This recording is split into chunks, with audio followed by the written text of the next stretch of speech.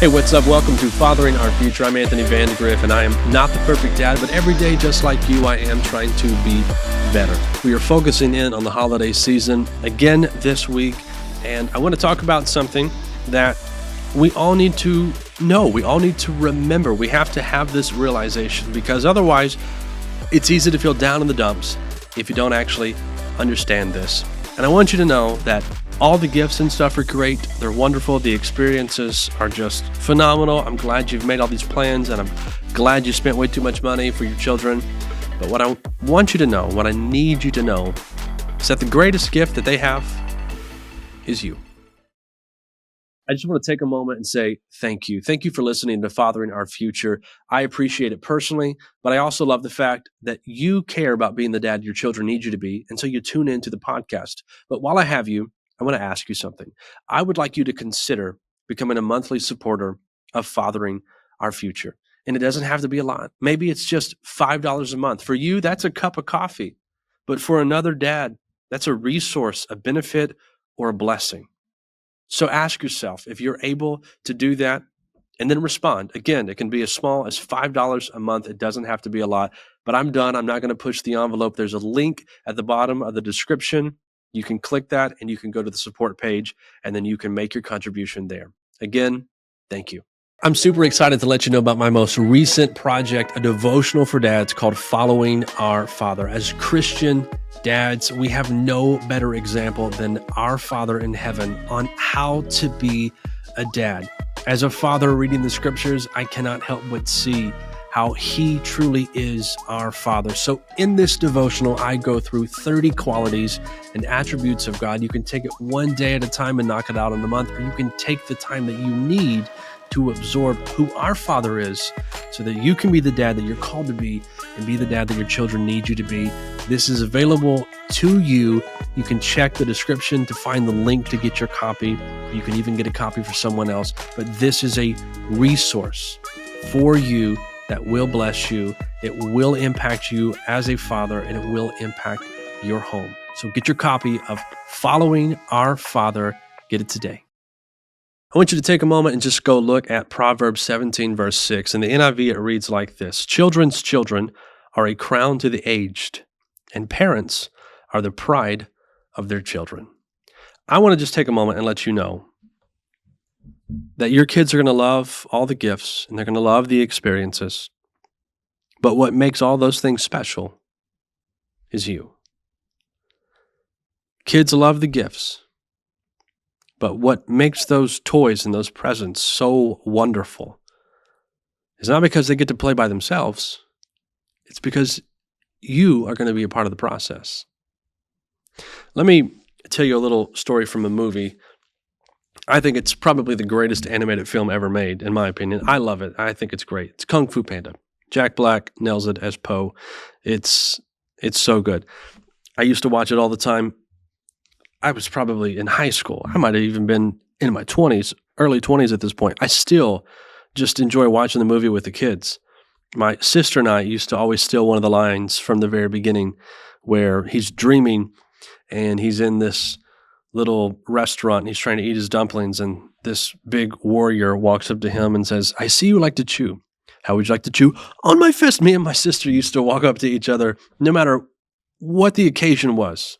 When we were at the house, if somebody was eating, we would walk up to one another. "I see you like to chew." And we were dumb, but it was such a good line. I love that stupid little movie. Anyway, the point of me bringing up Kung Fu Panda is kind of the big idea that's presented in the movie.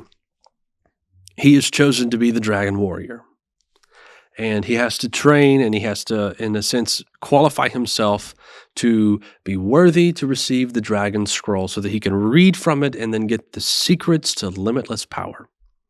This is the idea of the movie. And finally, when they hear that Tai Lung is coming, I remember all of this, and the dumb thing is I haven't actually watched this movie in quite a long time. I really enjoy the movie. Kind of sad. I'm 34 and I know everything about Kung Fu Panda, but the point is Tai Lung is coming. And so Master Shifu, here I go again with the names. Master Shifu calls everyone together. He says, "It's time for you to read the Dragon Scroll." So they get the Dragon Scroll. They open it. Poe reads it. Well, he thinks he's going to read it. He opens it, and there's no words. It's just a gold, shiny piece of paper. And they feel like all hope is lost. And so they are planning to just evacuate the village. And Shifu says, I'll fight Tai Lung. So everyone else is going. Now, in the movie, Poe is clearly adopted. His dad is a duck who is a chef. And he notices that his son is feeling awfully low. He says, hey, I think it might be time for me to tell you the secret ingredient in my secret ingredient soup. And he's like, okay. So he whispers in his ear, nothing. He says, nothing. He says, there's no secret ingredient. And all of a sudden in this moment, it clicks. He opens up the dragon scroll again, and he focuses in on the paper, and then he sees his reflection. And he utters the words, there's no secret ingredient. So I tell you that because I believe that that is true for all of us as fathers. There's no secret ingredient. It's just you. Your kids don't love you because of your money. They don't love you because of what you can get, because of where you can take them. They love you simply because of who you are. Not because of the stuff, but because of who you are. You are special to your children. Parents are the pride of their children. This is what is recorded in Proverbs 17:6. Your children idolize you. They adore you. They think that you are better and stronger and smarter than any other dad in the whole wide world. Just because of who you are. They don't know your IQ. They don't know what's in your bank account. They don't really even understand what it means for you to say, well, this is what I drive and this is what someone else drives. That means nothing to your children. They love you simply because you're you. And that's it. So I want you to understand that. And I want you to understand that because of that, you make everything better. All the toys and stuff that you buy for your kids, I don't want you to view that as I'm giving them something to do so then I can go then do other things. Because that's really not what your kids want. Your kids don't want things to just play with and you're not there. Hey, if you're a new dad or choosing to embark on a fresh start as a father, I have a gift for you. I wrote a book a while back called Cut the Crap, Direct Tips for Becoming a Dad. I don't teach you how to change a diaper. That one's totally on you.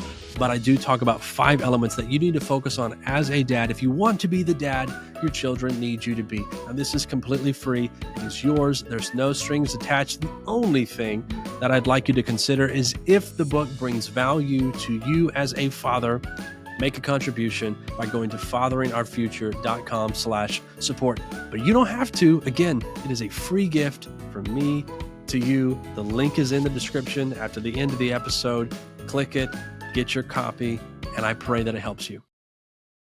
They want you to be a part of it. So my son is super into Legos, and we got him, rather for his birthday, we told grandparents and aunt that he wanted this Mona Lisa Lego set. It's recommended for kids, or not even kids, but for 18 years and up, just because most kids don't want to build a picture and then put it on their wall. But my son, being artistic and liking Legos, thought this is the greatest thing in all of creation. So we told them, they got it for him, and he built it. He wanted to build it by himself. He took pride in that. But when he was done, he really cared about me being with him to look at it, to talk about it, to discuss how it made us feel, what we thought, where we thought we should hang it up in his room. He didn't want to just do all that by himself. He wanted his parents to be a part of that process. We have a Nintendo Switch, and the kids like to play it by themselves. But what they really love is when mommy and daddy play it with them. We have Super Mario Brothers Wonder, and they played, and they got to a certain point where they couldn't do it, and they said, Dad, we want you on the team. Like, we need you to do this. And when we beat the game, their faces just lit up. They said, Dad, we did it. It wasn't you did it. It was Dad, we did it. Because they were a part of it. Yeah, I helped. Yeah, I had the final blow, but it was a team effort. And I got to be a part of it, and they loved that. We have Mario Kart, which I would highly recommend if you have young kids and you want to get a Nintendo Switch. First of all, make sure you have 4 controllers. It's the max you can get. Being a family of 6, that can create a little bit of turmoil, but we manage. Super Mario Brothers Wonder might give you some of the chaos we talked about in the previous episode, because you have to wait on everyone to be able to do things. And if you don't wait, then everyone can potentially keep dying, and it becomes a little bit of a disaster. If you want to just experience the chaos and then laugh about it later, then go ahead and go for it. But I'm just warning you, not the game I would start off with. But Mario Kart, now that's one I would start off with. You have settings where you can set the car to stay on the track and to go by itself. So with our youngest who can play, JoJo, at 3, she can just hold the controller, walk around and swing it around if she wanted to, even though she doesn't do that. She actually tries. But it doesn't matter how much of an effort she puts forth. She's going to cross the finish line. She might be 12th a lot, but sometimes she beats her brother, which is very funny. But she finishes the race. She gets to still be a part of it. So I would really recommend that you get Mario Kart. But one of the things that the kids enjoy doing is playing battle. And this is just different. You're not just doing courses. You're actually on a team, and then you're trying to defeat the other team, depending on what the particular battle is. Well, one of the things that my daughter Reagan loves is this battle called Shine Thief. There's a big golden star. You have to have it for, it's not really 30 seconds. It's more like 30 points, and it might be like 2 seconds, 3 seconds per point. I don't know. It's just you have to have the star for the full 30, whatever time that actually is, and then you win. So I help the kids understand that we're a team. You don't have to try and take it from your other team members. You have to protect the person who has it. My daughter Reagan has never gotten it. She's had it for maybe a second, and she's lost it. But she wants to be the one who has it for the most. It means a lot for her to be able to do that. And the other day we were playing, and she got it. And I rode behind her and protected her, and she had it for, 24 of the 30 that we needed to win. And then she got hit. She lost it. I was able to pick it up and had it for the next 6, and we won. And her face lit up. She was so happy that I protected her in the game, and she felt like she won Shine Thief. And I know it seems little and dumb, and you could be listening to this thinking, but where's the real moral in that? That's the thing. The real moral is your kids want you to be a part of whatever it is that they get for Christmas more than anything else. If you do an experience, be a part of the experience. There's an episode that I'm going to record. We took a vacation, and it was very sad. There's a lot that goes into it. But I sat off at a distance and I watched these parents, the only people in the entire place, not doing anything with their kids. And it probably explains a lot, but that's another episode at a later time. Your kids just want you to be a part of what they are doing. They love you in a way that they can't even communicate.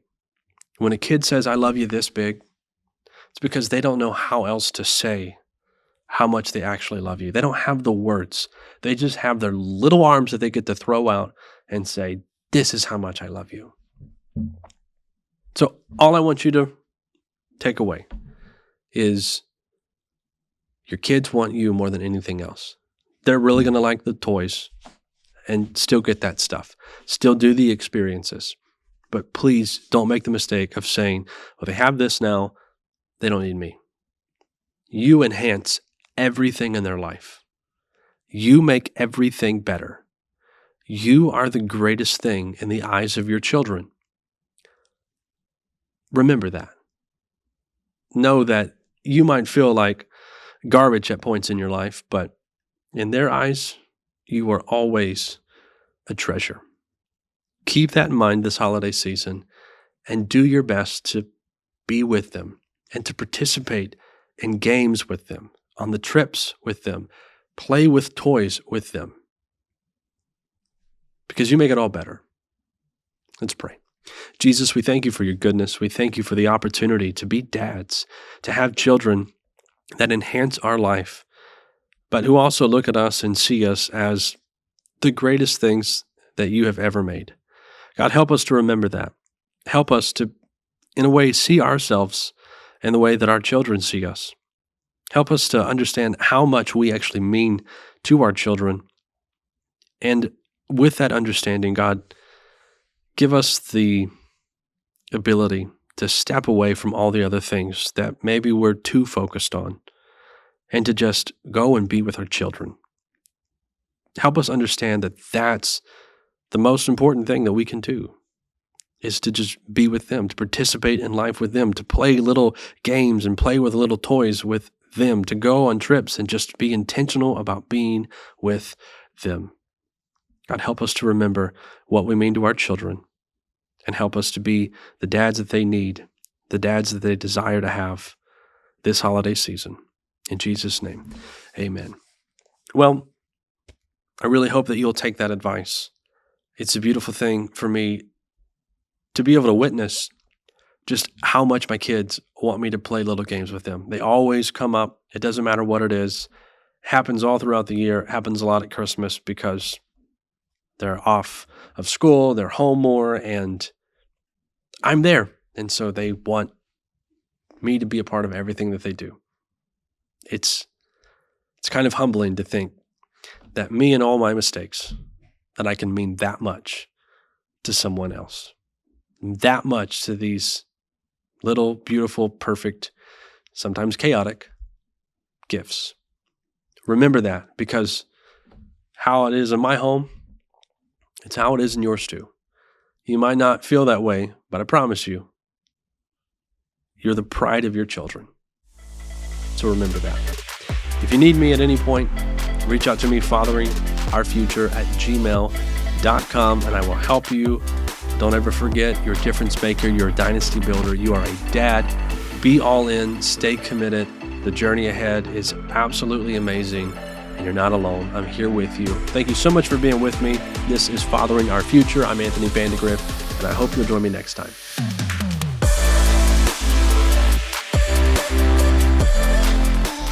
Hey, one more time, I want to thank you for listening to Fathering Our Future. If you're not subscribed to the podcast, please do so wherever you listen and consider leaving a nice review, because I would appreciate that. But if you're not connected to Fathering Our Future on social media, you can find it on Facebook, Instagram, and YouTube, and there you're going to get some additional content on a more regular basis that you don't always get here on the podcast. Now, the last thing that I would like to ask of you is that you would consider becoming a financial partner of Fathering Our Future, because dads make a difference, and dads are not disposable. Dads are vital, and they are essential, and they are needed.